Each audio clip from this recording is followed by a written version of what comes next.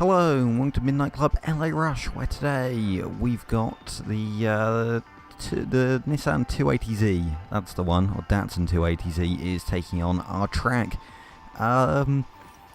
Interesting to see how this does. I believe this is the final D-Class car. No, we haven't done the Scirocco, have we? Well, two more D-Class cars to do. And, yeah, it'll be interesting to see how this does. Okay, anyway, yeah, sorry about that. The colour looked really washed out for some reason. I think it was just like a loose cable or something, or maybe it's just something random happening. I don't know. Anyway, right, what upgrades do we want to go? I'm kind of thinking of going with the retro, sort of the, well, not retro, but like the classic, sort of proper 240Z, or the Japanese style one, with the smaller safety bumpers. We've already checked out headlights. Just because it looks slightly neater. I'm not particularly big fan of these bonnets. That one is probably the nicest, and yeah, they're not pretty. Oh well, that one is, yeah, I don't know. It's just sort of not particularly nice. I do quite like the extended intercooler this car has. It's a bit wider than most of the other ones, but I feel like it could have been either a little wider or maybe a bit taller to fill up that top half as well of the grille. I'm not a particularly big fan of seeing the piping as well, especially with that big gap there. And also you can see it just sort of disappears, so I'm not going to put on the intercooler. I don't like the way the side skirts all stick out either. I kind of want to go with a relatively clean look, I guess is the word. Yeah, there we go. It's going to be kind of boring. I do really like this spoiler this car gets. The way it sort of follows the lines of the rear.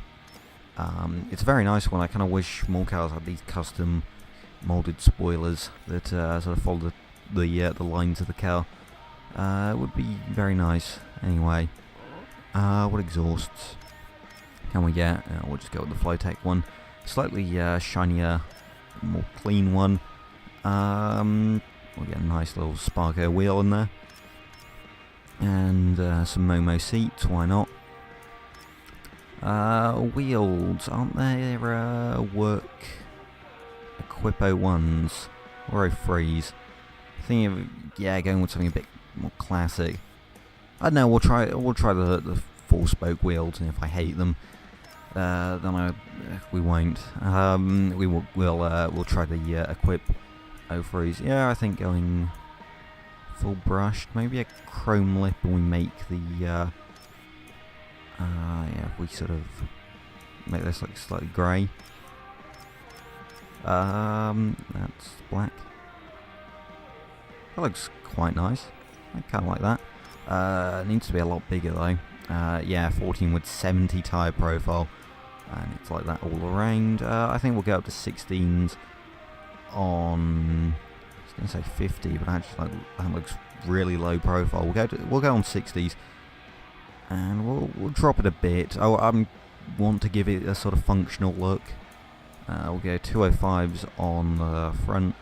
On the rear, we'll go up to 225s. And we'll drop the profile by 5, I think. Is the back lower than the front now? It does look like it's got a bit of reverse rake going on. I'm not sure if it does. And we'll just go like that. Keep the brakes stock, I think. No, we'll stick on some standard Brembos. Give it that red caliper. Yeah, and then I think we'll just paint it. Yeah, we'll go Wangan Midnight. Sort of dark blue. Why not? May as well. Yeah, it does actually look very nice overall. I do quite like how you can make it this fairly clean looking classic style. And yeah, I think that's everything, right? Hopefully. I'll go out now and realise I've gone to, yeah, no, I have upgraded it, good. Oh, and already I've damaged it. No, it's fine, I'm pretty sure it repairs when we head to our test track.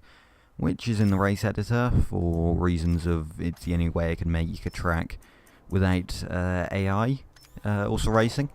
Well, to be honest, I sort of wanted to make it a more general test track that could sort of test everything.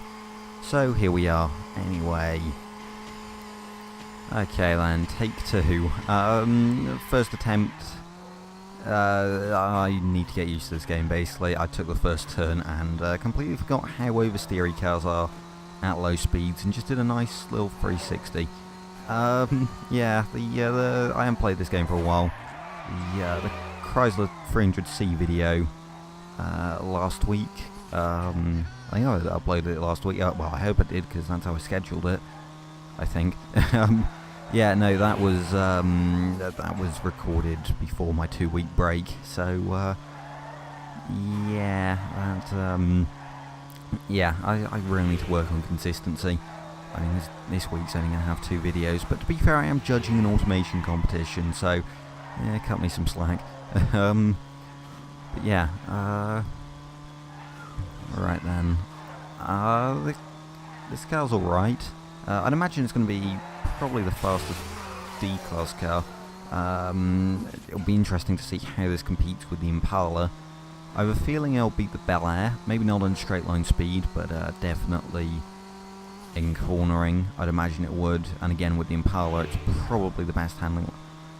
Well, no, isn't the Golf the best handling D-Class car? Also, yeah, this thing's tail happy. It's very easy to get this thing sideways. It's quite fun, but could be dangerous. Well, yeah, definitely. I mean, it's sort of hard to drive consistently quick, which is, you know, a bit of a worry. You know, it's always nice to not have to worry about spinning. I don't think we got caught up too badly there, so I'm not going to restart. Obviously, if I spun or whatever, I would, but yeah, no, I think that's only like a second or 2 at most, and I don't think even that, probably like half a second lost there. Which, you know, considering these, I sort of say rein these times to the nearest 5 seconds, so, you know, it's like give or take 5 seconds with these times, and, you know, it's not meant to be entirely scientific. I mean, this game isn't really about racing lines or anything, it's just sort of get a general idea of how the cars compare to each other, and check out the customization. Yeah. Oh, no. Okay, it landed it. Yeah, you've got to use the weight transfer if that happens over the jump, which, yeah, the D-Class cars struggle a bit on speed through there. Right, how's this going to do in the hills then? I'm hoping because the turns are a little wider, it's not going to oversteer and spin quite as badly. This turn we may get a bit of oversteer, but no, keeping it nice and steady. Running a bit wide, but it's fine. Yeah, right. Okay, lost a bit of speed there. Yeah, no, all fine. To be honest, you kind of want to slide cars through turns because, well, I mean, you lose a bit of speed when turning anyway, so by sliding you sort of stop turning sooner, if that makes sense. And oh, that was a bit of a mistake there. It's fine. I mean, yeah, that's like it. Once you get used to it, actually, this car's quite nice to drive. I think in the city it's not so good, but yeah, in the Hollywood Hills tournament or whatever, I can see this car being very useful, simply because of its sharp handling. Although, to be fair, there's no traffic, so, yeah, whatever. Four-wheel drift and all that, right through here.